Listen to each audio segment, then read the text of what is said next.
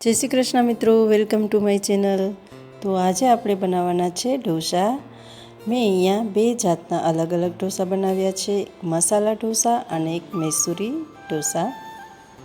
અને સાથે આપણે ટોપરાની સ્પેશિયલ ચટણી જે ઢોસા માટે હોય છે અને સંભાર પણ બનાવેલો છે। તો આપણે રેસીપી જોઈ લઈશું। તમારે ઢોસા અથવા ઇડલીનું બેટર ઘરે જ તૈયાર કરવું હોય તો એનું માપ મેં અહીંયા પરફેક્ટ આપેલું છે। મેં અહીંયા ચોખા લીધા છે અને ચોખા જે આપણે રેગ્યુલર ખીચડી બનાવવામાં અથવા તો ભાત બનાવવામાં જે યુઝ કરતા હોય તમે કોઈ પણ ચોખા લઈ શકો છો।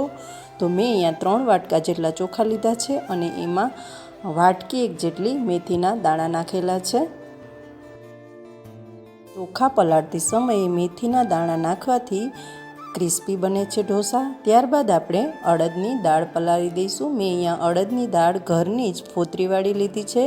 ઘણા કહેતા હોય છે કે એકદમ જે બહારની આવે છે એ જ અડદની દાળ લેવાની હોય છે, પણ એવું નથી। મેં અહીંયા ઘરની દાળ અને એ પણ ફોતરીવાળી લીધી છે, કેમ કે પલળી જાય પછી આપણે ફોતરી એની કાઢી લઈશું। તો મેં 3 વાટકા જેટલા ચોખા અને 1 વાટકો અડદની દાળ લીધી છે।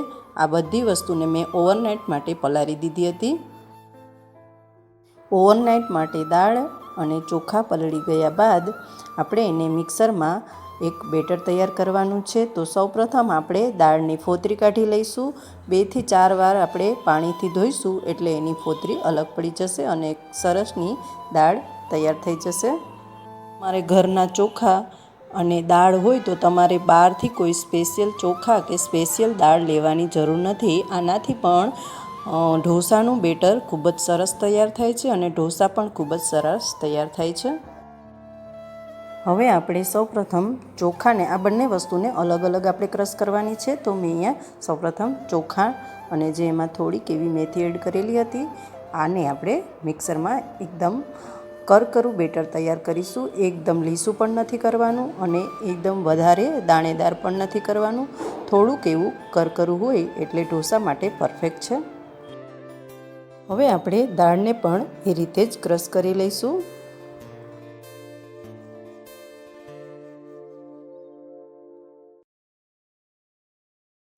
હવે આપણે દાળ અને ચોખા બંને વસ્તુ ક્રશ થઈ ગઈ છે તો બંનેને આપણે મિક્સ કરી દેવાના છે મોટા તપેલામાં।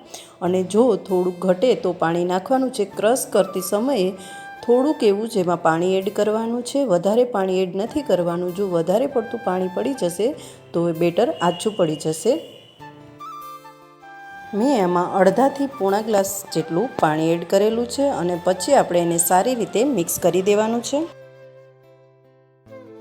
બેટરની કન્સિસ્ટન્સી આ રીતની હોવી જોઈએ। તમે જોઈ શકો છો કે કેટલું થીક છે ને વધારે પડતું આછું પણ નથી બનાવવાનું। જો થોડુંક થીક રહી જાય તો કોઈ પ્રોબ્લેમ નથી, કેમ કે આપણે એમાં પાછળથી પણ પાણી ઉમેરી શકીએ છીએ, પણ આગળથી વધારે પડતું પાણી ઉમેરવાનું નથી, એ વાતનું ખાસ ધ્યાન રાખવાનું છે।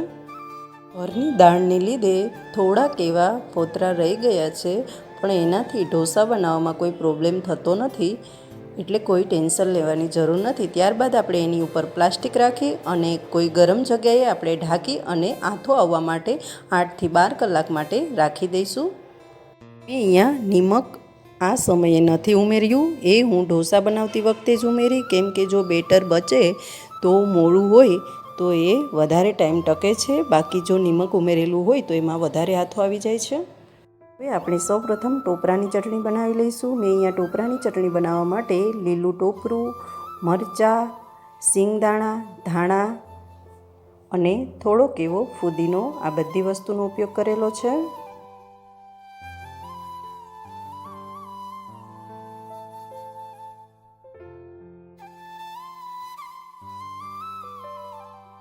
ત્યારબાદ એમાં નિમક, હિંગ, ધાણાજીરું પાવડર અને લીંબુ અને થોડીક એવી ખાંડ નાખી અને આપણે મિક્સરમાં એની ચટણી તૈયાર કરી લઈશું।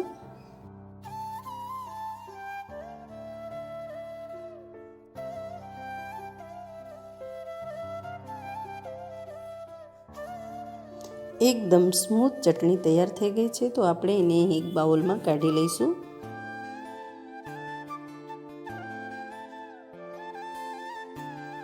તમે જોઈ શકો છો કે ચટણી એકદમ પરફેક્ટ ખૂબ જ સરસ બની છે। તો હવે આપણે ઉપરથી એને તડકો લગાવીશું।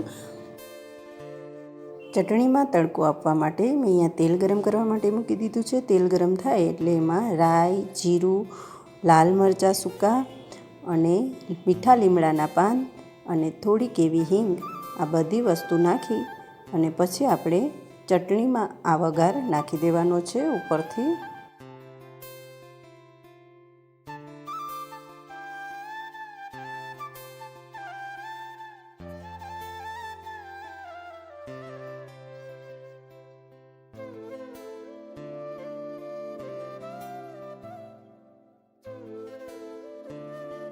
હવે આપણી ઢોસા સાથે અને ઇડલી સાથે સર્વ થાય એ ટોપરાની ચટણી પણ એકદમ રેડી થઈ ગઈ છે. ટેસ્ટમાં પણ ખૂબ જ સરસ બની છે.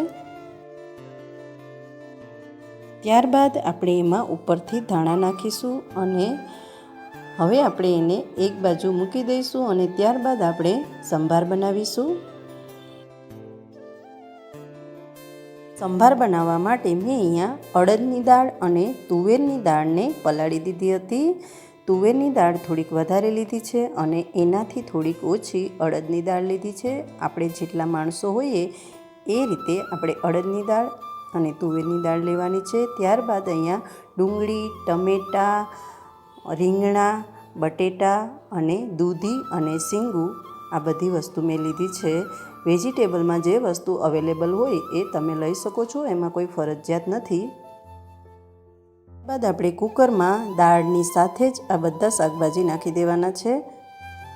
આ બધી વસ્તુને આપણે બાફવાની છે. તો એમાં પાણી નાખી હિંગ, હળદર, નિમક અને સૂકા મસાલા એટલે કે બાદિયા અને તજ અને લવિંગ આ બધી વસ્તુ આપણે એમાં નાખી દઈશું. સૂકા મસાલા બાફતી વખતે નાખવાથી દાળનો ટેસ્ટ ખૂબ જ સરસ આવે છે. દાળને આપણે 2 થી 4 વિસલ કરી અને કૂક કરી લઈશું. બફાઈ જાય ત્યાં સુધીમાં મેં અહીંયા બટેટાને પહેલેથી જ બાફી નાખેલા છે અને ડુંગળીને આપણે સુધારી લઈશું. જે આપણે મસાલા ઢોસા બનાવવાના છે એના માટે ડુંગળી અને બટેટાનો ઉપયોગ કરવાનો છે. ડુંગળીને મેં અહીંયા કટરની મદદથી આ રીતે ઇઝી પડે એટલે કટ કરી લીધેલી છે.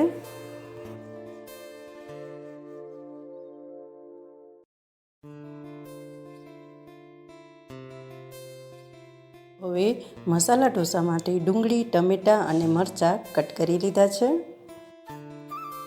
ત્યારબાદ આપણે એનો વઘાર કરીશું. મસાલા ઢોસાનો મસાલો તૈયાર કરવા માટે મેં અહીંયા એક પેનમાં 2 થી 4 ચમચી જેટલું તેલ લીધું છે. તેલ ગરમ થાય એટલે આપણે એમાં જીરું નાખીશું. ત્યારબાદ હિંગ, હળદર અને મીઠો લીમડો નાખી અને આપણે જે ડુંગળી અને ટમેટાં અને મરચાં સુધારેલા છે એ નાખી દઈશું. એને થોડીક વાર માટે સ્મૂથ થાય ત્યાં સુધી આપણે એને ચડવા દઈશું. કેમ કે બટેટા છે એ બાફેલા છે એટલે એને થોડીક વાર પછી નાખવાના છે. ડુંગળી અને ટમેટાં ચડી જાય પછી.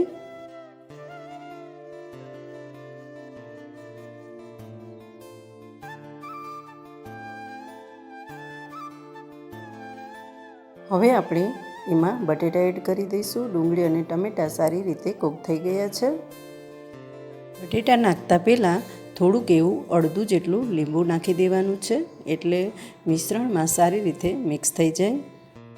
ત્યારબાદ મેં આમાં થોડોક એવો સાંભાર મસાલો પણ એડ કરેલો છે જેનાથી ટેસ્ટ સારો આવે છે. તમે ગરમ મસાલો પણ એડ કરી શકો છો અને જો બેમાંથી એક પણ ન નાખવો હોય તો પણ ચાલે. ત્યારબાદ મેં થોડોક એવો મેગી મસાલો પણ નાખેલો છે, એ પણ ઓપ્શનલ છે. મેગી મસાલાથી દાળ કે શાકનો ટેસ્ટ ખૂબ જ સરસ આવે છે. પરંતુ આવા ગરમ મસાલા આપણે રેગ્યુલર ના વાપરીએ તો જ વધારે સારું છે. હેલ્થ માટે ક્યારેક ટેસ્ટ ચેન્જ કરવા માટે નાખી શકીએ છીએ પણ રેગ્યુલર ના નાખવા જોઈએ, હેલ્થ માટે સારું નથી. બટેટા એડ કરી દીધા બાદ આ રીતે તમે મેસરની મદદથી થોડાક એવા એને છૂંદી નાખો તો સરસ રીતે મિક્સ થઈ જાય છે અને મસાલા ઢોસામાં અને ફેલાવતી વખતે પણ એકદમ ઇઝી પડે છે. ખાવામાં પણ બટકા ના આવે એટલે આ રીતે મેશ કરી દેવાના. આપણો મસાલો તૈયાર થઈ ગયો છે તો આપણે એમાં ધાણા અને ધાણા જીરું પાવડર એડ કરી અને એક બાજુ રાખી દઈશું. ઢોસાનો મસાલો તૈયાર થઈ ગયો એટલી વારમાં આપણી દાળ પણ સરસ રીતે કૂક થઈ ગઈ છે. મેં અહીંયા 2 થી 3 વિસલ કરી હતી, કેમ કે દાળ આગળથી પલાળેલી હતી, એટલે 2 થી 3 વિસલમાં કૂક થઈ ગઈ છે. અને શાકભાજી પણ સારી રીતે કૂક થઈ ગયા છે. હવે આપણે દાળને ચમચાની મદદથી સારી રીતે હલાવવાની છે, જેથી કરીને શાકભાજી થોડાક એવા ભાંગી જાય. ઘણાને શાકભાજી ખાવામાં આડા આવે તો પસંદ નથી હોતા, અથવા તો તમે એમાં બ્લેન્ડર પણ મારી શકો છો. આપણે સંભારનો પણ વઘાર કરી લઈશું. મેં અહીંયા એક પેન લીધી છે અને વઘાર માટે થોડુંક એવું તેલ લીધું છે. ત્યારબાદ તેલ ગરમ થાય એટલે એમાં રાઈ, જીરું, હિંગ, હળદર, મીઠો લીમડો, આ બધી વસ્તુ આપણે જે રીતે દાળ વઘારીએ છીએ એ રીતે બધી વસ્તુ નાખવાની છે. ત્યારબાદ સૂકા મસાલા નાખવાના છે અને પછી આપણે ડુંગળી અને ટમેટાનો વઘાર કરવાનો છે. એટલે મેં અહીંયા 1 થી 2 નંગ જેટલી ડુંગળી અને ટમેટાં લીધા છે, એને નાખી દેવાના છે. બાદ એમાં થોડીક એવી હળદર અને ટેસ્ટ પ્રમાણે નિમક એડ કરવાનું છે. નિમક તમે બાફવામાં નાખેલું હોય એ પ્રમાણે આમાં નાખવાનું છે અને પછી આપણે દાળ નાખી દેવાની છે.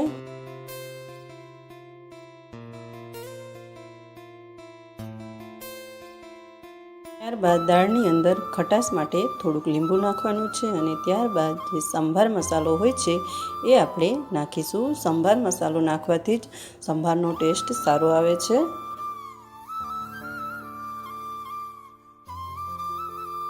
સંભારનો થોડોક એવો ખાટો મીઠો ટેસ્ટ જોતો હોય તો તમે થોડીક એવી ખાંડ એડ કરી શકો છો. ત્યારબાદ મેં અહીંયા આમાં પણ મેગી મસાલો નાખેલો છે. આગળ કીધું એમ મેગી મસાલાથી ટેસ્ટ ખૂબ જ સરસ આવે છે. હવે આપણે દાળને 2 થી 4 મિનિટ માટે ઉકળવા દેવાની છે અને ત્યારબાદ ગેસ બંધ કરી દેવાનો છે. તો હવે આપણી દાળ પણ રેડી થઈ ગઈ છે. તો આ બધી વસ્તુને આપણે સાઈડમાં રાખી દઈશું અને હવે તૈયારી કરીશું ઢોસાની. 8 થી 10 કલાક પછી હવે આપણે બેટર પણ જોઈ લઈશું. બેટરમાં પણ ખૂબ જ સરસ આથો આવી ગયો છે. આપણે બેટરને અલગ વાસણમાં થોડુંક લઈ લઈશું. આખા બેટરમાં આપણે પાણી અને નિમક નથી ઉમેરવાના, આટલું જ ઘાટું રહેવા દેવાનું છે. જેટલું અલગ લઈશું એમાં આપણે જોઈતા પૂરતું પાણી ઉમેરીશું અને નિમક પણ એમાં જ ઉમેરીશું, કેમ કે જો વધે તો આપણે એની ઈડલી પણ બનાવી શકીએ છીએ. ઈડલી માટે આ બેટર પરફેક્ટ છે, એમાં પાણી ઉમેરવાની જરૂર નથી. એટલે આપણે થોડું થોડું જેટલો ઉપયોગ કરવો હોય એટલું જ લેવાનું છે અને ત્યારબાદ એમાં થોડુંક પાણી અને નિમક ઉમેરી દેવાના છે ટેસ્ટ પ્રમાણે. નિમક સારી રીતે મિક્સ થઈ જાય પાણી અને બંને, એ રીતે બેટરને આપણે થોડીવાર માટે સરખું મિક્સ કરી દેવાનું છે હલાવીને, અને એની થિકનેસ પણ ચેક કરી લેવાની છે. બેટરની થિકનેસ આ રીતની તમે જોઈ શકો છો. વધારે પડતી આછી પણ નહીં અને ઘાટી પણ નહીં, એ રીતની હોવી જોઈએ. આપણે તવી સાફ કરવા માટે એક વાટકામાં થોડુંક એવું તેલ અને પાણી લઈશું. આ બંને વસ્તુ સારી રીતે મિક્સ કરી અને કોટનના કપડાથી આપણે જે નોનસ્ટિકની પેન આવે છે એને સાફ કરી લેવાની છે, જેથી કરીને ઢોસા ચીપકે નહીં. આ પ્રોસેસ આપણે હરેક ઢોસા વખતે કરવાની છે. એટલે કે એક ઢોસો બનાવી લ્યો એટલે ફરી પાછી આ રીતે પેનને સાફ કરી લેવાની છે. તો તમારા ઢોસા ક્યારેય પણ ચીપકશે નહીં અને આસાનીથી ઉથલી જશે. તવી ગરમ થાય એટલે આપણે એમાં બેટર નાખીશું અને આ રીતે રાઉન્ડ એક જ ડાયરેક્શનમાં આપણે ઢોસાને ફેલાવવાનો છે, ચમચાને ઉપાડવાનો નથી. તમે જોઈ શકો છો કે ઢોસો એકદમ સરસ રીતે ફેલાઈ ગયો છે અને ડિઝાઇન પણ ખૂબ જ સરસ બની છે. તમે ઢોસાને બંને ડાયરેક્શનમાં એટલે કે ઓપોઝિટ પણ ફેલાવશો તો એ બરાબર નહીં બને. એટલે એક જ ડાયરેક્શનમાં આપણે ફેલાવવાનો છે.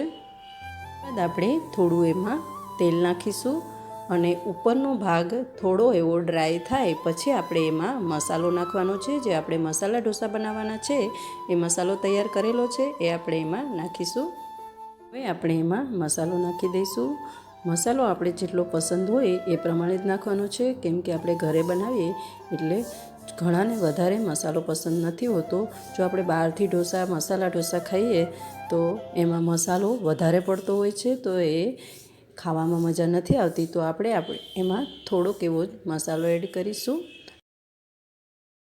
તમે જોઈ શકો છો કે ઢોસો એની રીતે જ પેનથી છૂટો પડી ગયો છે.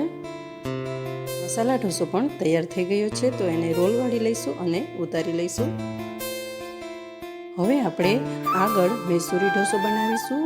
વિડીયો થોડોક લાંબો થઈ જાય એમ છે એટલે મેં થોડીક શોર્ટમાં પ્રોસેસ બતાવી છે. જે રીતે આપણે આગળ ઢોસો ફેલાવેલો હતો એ રીતનું બેટર નાખી અને મેં અહીંયા એમાં ટોમેટો સોસ અને ચીલી સોસ એડ કરેલો છે.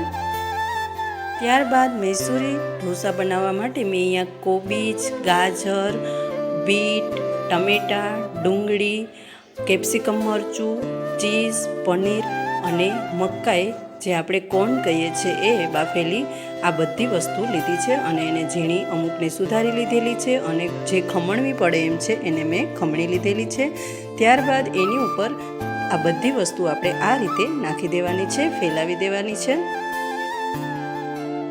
ત્યારબાદ આપણે એમાં ઉપરથી ચીઝ ખમણીને નાખીશું.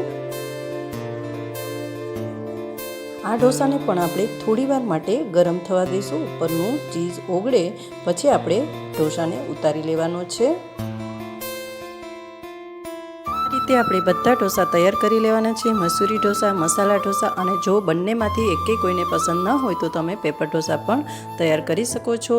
તો તમને કેવી લાગી મારી આ રેસીપી મને કોમેન્ટ કરી જરૂરથી જણાવજો. લોકોની ફરિયાદ હોય છે કે ઢોસા બરાબર એનાથી બનતા નથી, પણ તમે એના પરફેક્ટ માપ સાથે અને પેનને સારી રીતે સાફ કરી અને બનાવશો તો ઢોસા જરૂરથી સારા બનશે. અને બીજી વાત એ કે આમાં ચોખા અને અડદની દાળ કોઈ પણ બ્રાન્ડની જરૂર નથી. તમે ઘરમાં જે વાપરતા હોય ફોતરીવાળી હોય કે અને ચોખા જો ખીચડીના હોય તો પણ ચાલે જ છે. એમાં કોઈ શંકા નથી, કેમ કે હું પણ એ જ રીતે જ બનાવું છું અને ખૂબ જ સરસ બને છે. તો તમે જરૂરથી ટ્રાય કરજો, પણ માપ એકદમ પરફેક્ટ હોવું જોઈએ અને આથો સારી રીતે આવેલો હોવો જોઈએ. વિડીયો પણ થોડોક લાંબો થઈ ગયો છે એટલે કંટાળો આવતો હોય તો માફ કરજો, પણ જોજો છેલ્લે સુધી અને જોઈને જ ખાવાનું મન થઈ જાય એટલા સરસ ઢોસા બનેલા છે. તમે જોઈ શકો છો કે લુક એટલો સરસ આવે છે તો ખાવામાં પણ એટલા જ સરસ હશે. તો જો તમને મારી આ રેસીપી પસંદ આવી હોય તો લાઈક કરજો, શેર કરજો અને ચેનલમાં નવા હોય તો પ્લીઝ સબસ્ક્રાઈબ કરજો. હવે પછી મળીશું નેક્સ્ટ વિડીયોમાં. ત્યાં સુધી આવજો.